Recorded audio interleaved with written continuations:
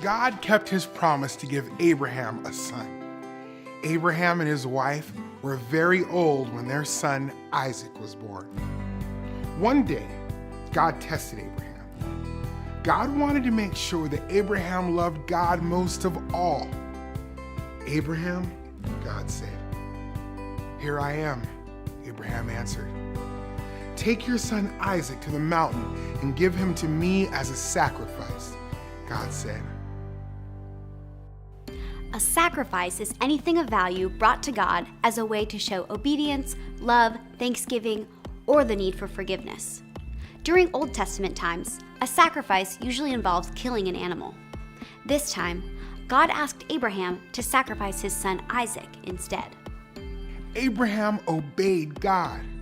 He got up early the next day and left with Isaac, 2 servants, and a donkey carrying supplies. They walked for 3 days before they got to the mountain where God wanted Abraham to make the sacrifice.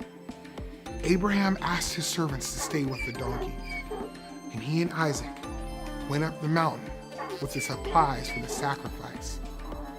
Isaac noticed something was missing. "My father," he said, "where is the lamb for the offering?" Abraham answered, "God himself will provide the lamb."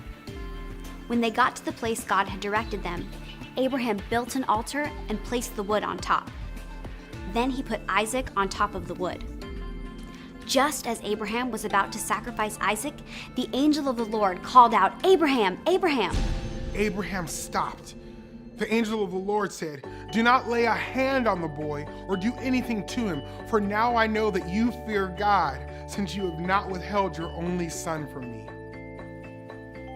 Abraham looked up and saw a ram trapped by its horns in the bushes. He offered to God the ram instead of Isaac.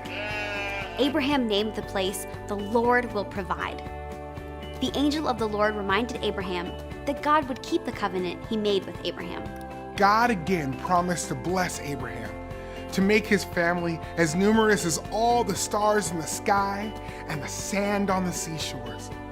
God had promised victory over Abraham's enemies and blessing to all the earth through Abraham's family.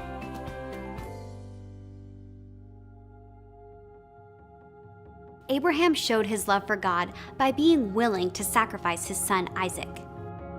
This is how God showed his love for us. He sent his son, Jesus, to die on the cross so that we could have eternal life through him.